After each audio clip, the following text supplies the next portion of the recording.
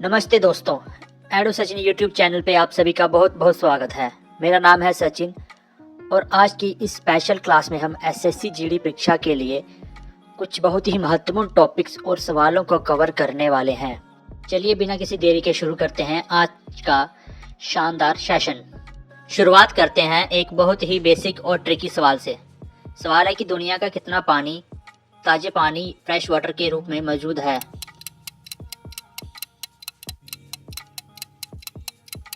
अक्सर स्टूडेंट्स यहाँ कंफ्यूज हो जाते हैं, लेकिन इसका सही जवाब है 2.5%।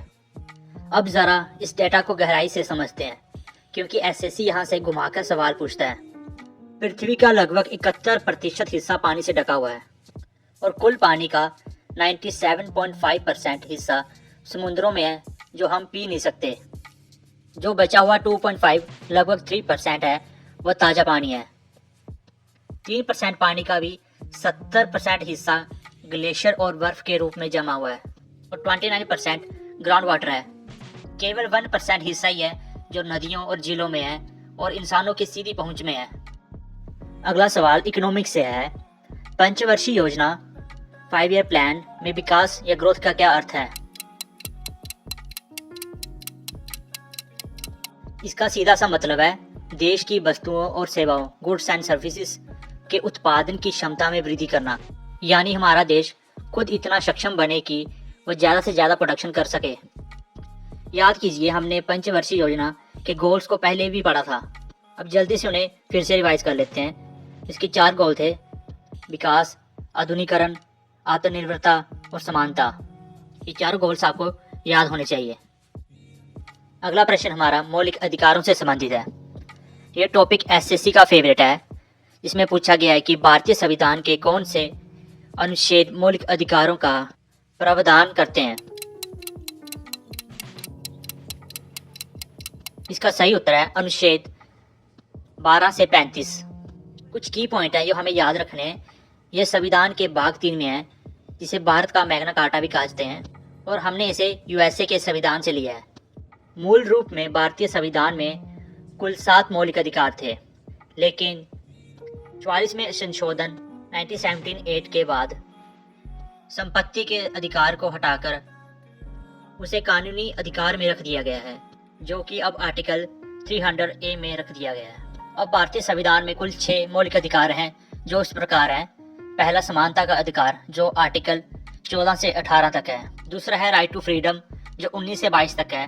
तीसरा है शोषण के विरुद्ध अधिकार, जो 23 और 24 में है। चौथा मौलिक अधिकार हमारा है right to freedom of religion. 5वां है कल्चर एंड एजुकेशन राइट और 6वां है right to constitutional remedies, article 32। Article 32 को डॉक्टर भीमराव अम्बेडकर ने इंडियन कॉन्स्टिट्यूशन का हार्ट एंड सोल का है, तो इसे हमें याद रखना है। प्रश्न नंबर 4, किस क्रांतिकारी नेता ने लॉर्ड हार्डिंग की हत्या की कोशिश की थी?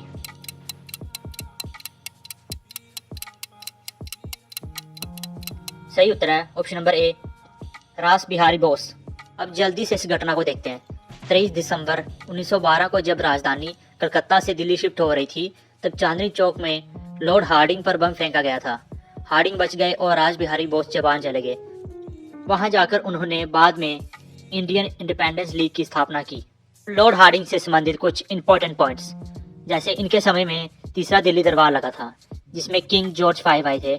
यह 1911 में लगा था और इसमें बंगाल विभाजन को रद्द कर दिया गया था, जो कि 1905 में आया था। बंगाल विभाजन 1905 में कर्जन के समय आया था और रद्द हार्डिंग के समय 1911 में हुआ था। साइंस का एक बहुत ही प्रैक्टिकल सवाल, कौन सा फैट है जो कम एचडीएल या ज्यादा एलडीएल के साथ मिलकर हार्ट अटैक का खतरा बढ़ाता है? इसका सही उत्तर होगा ट्राइग्लिसराइड्स। जब हम जरूरत से ज्यादा कैलोरीज लेते हैं ना, तो शरीर उसे ट्राइग्लिसराइड्स में बदल देता है, फैट सेल में स्टोर कर लेता है। अगर ये बढ़ जाए तो जो धमनियां या आर्टरीज होती हैं वो सख्त हो जाती हैं, जिसे एथेरोस्क्लेरोसिस कहते हैं। एक बार इस चार्ट को भी देख लीजिए, जैसे एलडीएल की फुल फॉर्म क्या है और बॉडी में इसका रोल क्या है। ज्यादा तो नहीं, पर थोड़ा थोड़ा इन सभी के बारे में आपको पता होना चाहिए। प्रश्न नंबर 6, कोणार्क उत्सव कहाँ मनाया जाता है? सही उत्तर है उड़ीसा। आप सभी ने कोणार्क सन टेम्पल सुना ही होगा, ये वही मनाया जाता है। एक बार हम बाकी सभी को भी देख लेते हैं, जैसे केरल का ओणम और विशु। विशु केरल का न्यू ईयर भी है। मणिपुर का याओशांग और आंध्र प्रदेश का उंगाड़ी। उंगाड़ी आंध्र प्रदेश का न्यू ईयर भी है। प्रश्न नंबर 7, दुनिया की वो 2 जगहें जहां 1080 सेंटीमीटर से ज्यादा बारिश होती है। जवाब हम सबको पता ही है, ऑप्शन नंबर डी, मानसीराम और चेरापूंजी। ये मेघालय में स्थित है। यहाँ पे इतनी बारिश होने का मेन रीजन है ओरोग्राफिक रेनफॉल, पहाड़ों की वजह से होने वाली बारिश। दूसरा मेन रीजन है बंगाल की खाड़ी से आने वाली नमी, जो यहाँ पहाड़ों में आके फंस जाती है। मेघालय में 3 रेंजेस हैं, गारो, खासी, जनता। ये दोनों जगहें चेरापूंजी और मानसीराम ईस्टर्न खासी के पहाड़ों में पड़ते हैं। प्रश्न नंबर 8, फ्रीडम ऑफ स्पीच किस अनुच्छेद में है? सही उत्तर है आर्टिकल 19(1) का ए। एक बार हम सभी को देख लेते हैं जो आर्टिकल 19 में आते हैं। जैसे ए में आता है फ्रीडम ऑफ स्पीच, बी में आता है हम शांतिपूर्ण और बिना हथियारों के इकट्ठा होने की आज़ादी, सी में आता है यूनियन बनाना, डी में आता है कि हम भारत में कहीं भी घूम सकते हैं, ई में आता है कि हम कहीं भी निवास कर सकते हैं, और जी में आता है हमें कोई भी ऑक्यूपेशन करने की आज़ादी है। इसमें हमें याद रखना है कि इसमें एफ नहीं है, बाकी ए, बी, सी, डी, ई और जी है। एक बार हम सभी इम्पोर्टेंट फंडामेंटल राइट्स को देख लेते हैं जो आपके एग्जाम के लिए काफ़ी इंपॉर्टेंस है। जैसे article 16, article 17, article 18, article 21, article 21A। Article 16 में है नौकरियों में समानता, जिससे हमें रिजर्वेशन मिलती है जॉब्स में। आर्टिकल 17 में है अनटचेबिलिटी। आर्टिकल 18 में है नो टाइटल, जैसे हम कोई भी टाइटल नहीं ले सकते राजा महाराज का, डिग्रीज और आर्मी रैंक को छोड़कर। आर्टिकल 21 में है जीवन का अधिकार, और आर्टिकल 21A में है शिक्षा का, जो कि 86वां संशोधन 2002 में भारतीय संविधान में जोड़ा गया था, जिसमें 6 से 14 वर्ष के बच्चों के लिए शिक्षा लेना उनका मौलिक अधिकार है। प्रश्न नंबर 9, ब्रिटिश सरकार ने तीसरे गोलमेज सम्मेलन के बाद व्हाइट पेपर कब प्रकाशित किया?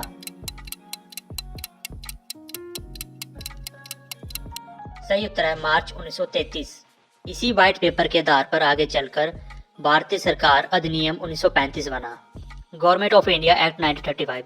ये हम पहले कर चुके हैं। ब्रिटिश सरकार जितने भी एक्ट लाए थे ये उनमें सबसे बड़ा था, और भारतीय संविधान का लगभग 75% हिस्सा इसी से लिया गया है। इसे ब्लूप्रिंट ऑफ इंडियन कॉन्स्टिट्यूशन भी कहते हैं। अब चलिए कुछ राउंड टेबल कॉन्फ्रेंस से जुड़े महत्वपूर्ण पॉइंट्स को देख लेते हैं। जैसे कुल 3 राउंड टेबल कॉन्फ्रेंस हुई थी। पहली में कांग्रेस ने हिस्सा नहीं लिया था, और दूसरी में जो 1931 में हुई थी गांधी इरविन समझौते पर गांधी जी ने इसमें हिस्सा लिया था, और आखिरी और तीसरी 1932 में हुई थी जिसमें कांग्रेस ने हिस्सा नहीं लिया था। एक बात आपको याद रखनी है, गांधी जी ने सिर्फ दूसरी राउंड टेबल कॉन्फ्रेंस में हिस्सा लिया था, और भीमराव अंबेडकर ने तीनों में हिस्सा लिया था। प्रश्न नंबर 10, विष्णु पुराण के अनुसार चंद्रगुप्त मौर्य की माता कौन थी? सही उत्तर है ऑप्शन नंबर बी, मुरा, जो एक नंद राजा की पत्नी थी। इन्हीं के नाम पर मौर्य वंश का नाम पड़ा। एक बात हमें याद रखनी है कि विष्णु पुराण से हमें मौर्य साम्राज्य के बारे में पता चलता है, और मत्स्य पुराण से हमें सातवाहन वंश का पता चलता है, और वायु पुराण हमें गुप्तों के बारे में जानकारी देता है। चलिए अब अगले प्रश्न की ओर बढ़ते हैं। धनुष, डोरी, तरकश और फिंगर टैप, यह सब किसके उपकरण हैं? बहुत ही आसान है। इसका सही उत्तर है तीरंदाजी, मतलब आर्चरी। इससे संबंधित काफ़ी इंपॉर्टेंट नाम है शीतल देवी, जो कि पैरा एथलीट है।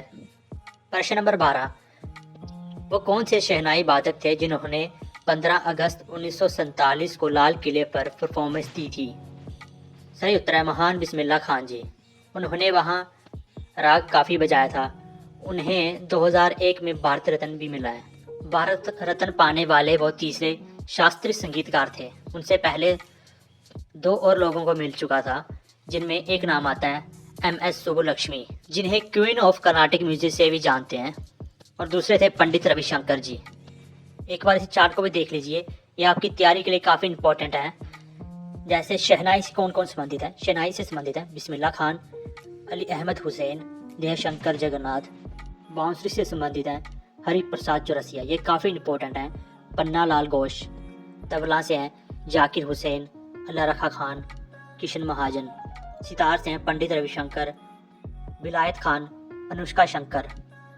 सारोद से संबंधित है अजमत अली खान, अली अकबर खान।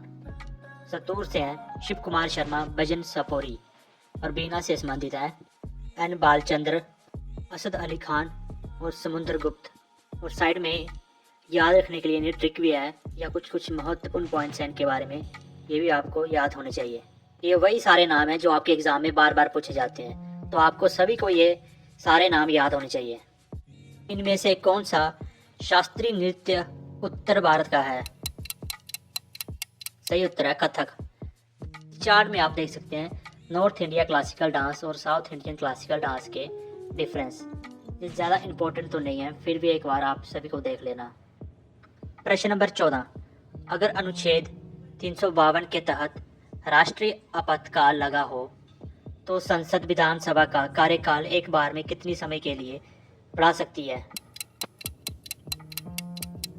इसका सही उत्तर है ऑप्शन नंबर डी, 1 साल के लिए।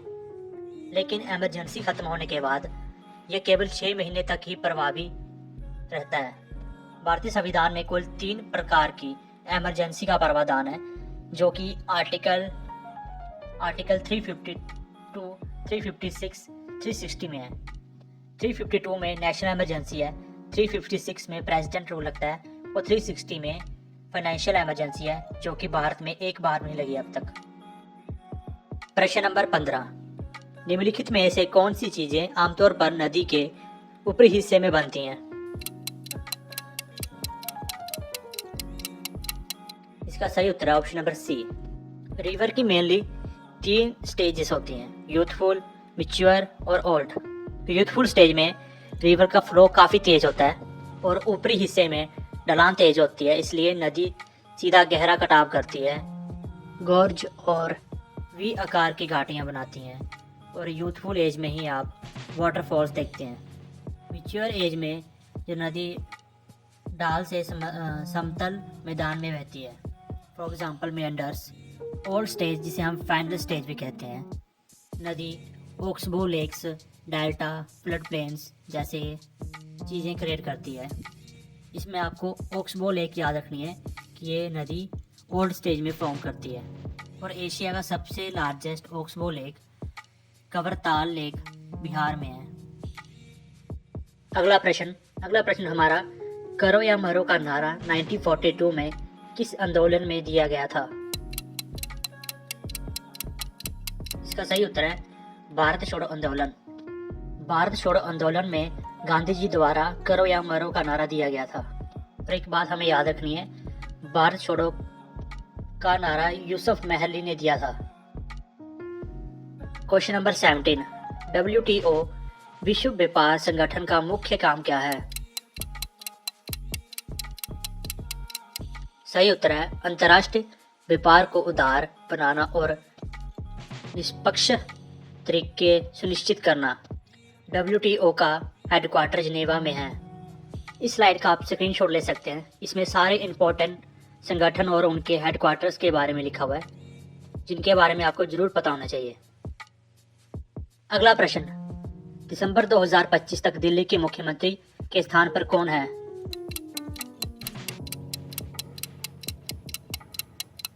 सही उत्तर है रेखा गुप्ता। वह दिल्ली की 4थी महिला मुख्यमंत्री बनी है।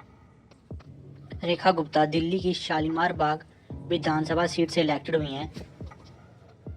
बाकी ऑप्शन जैसे नीतीश कुमार बिहार के सीएम है और देवेंद्र फडणवीस महाराष्ट्र के। आज की क्लास का सेकंड लास्ट क्वेश्चन, कमरे के तापमान रूम टेम्परेचर पर काइनेटिक एनर्जी सबसे कम किसमें होगी? इसका सही उत्तर है लोहा, आयरन। क्योंकि लोहा ठोस है, उसके पार्टिकल्स टाइटली पैक्ड होते हैं, उनकी इंटरमोलिकुलर फोर्स ज़्यादा होती है, इसलिए वो केवल अपनी जगह पर वाइब्रेट कर सकते हैं, हिल नहीं सकते। और लिक्विड में as compare to solid particles में ज़्यादा गैप होता है, इसलिए उनकी काइनेटिक एनर्जी सॉलिड से ज़्यादा होती है। और अब बात गैसेस की। इनके पार्टिकल्स काफ़ी लूजली पैक्ड होते हैं, वो फ्रीली घूम सकते हैं, इसलिए उनकी काइनेटिक एनर्जी काफ़ी ज़्यादा होती है एज कम्पेयर टू लिक्विड और सॉलिड। एक एसएससी का फेवरेट क्वेश्चन है कि टेम्परेचर इंक्रीज करने पर काइनेटिक एनर्जी में क्या इफेक्ट पड़ता है। तो इसका सही जवाब है टेम्परेचर इंक्रीज करने से मॉलिक्यूल्स और तेज़ी से एक जगह से दूसरी जगह जाएंगे, जिससे काइनेटिक एनर्जी में भी इंक्रीज होगा। तो टेम्परेचर इंक्रीज करने से काइनेटिक एनर्जी भी इंक्रीज होती है। आज की क्लास का अंतिम प्रश्न, बिजली की तार से कंपास की सुई हिलती है, यह खोज हंस क्रिश्चियन ने कब की थी। इसका सही उत्तर है वर्ष 1820 में। इसी खोज की वजह से आज हम इलेक्ट्रिक मोटर और रेडियो जैसी चीज़ों का इस्तेमाल कर पा रहे हैं। मैं आशा करता हूँ आपको आज की क्लास पसंद आई होगी। आप अपनी तैयारी को जारी रखिए और अपनी तैयारी को और भी बेहतर बनाने के लिए एडो सचिन से जुड़े रहिए। आज के लिए बस इतना ही, मिलते हैं फिर अगली किसी क्लास में। धन्यवाद।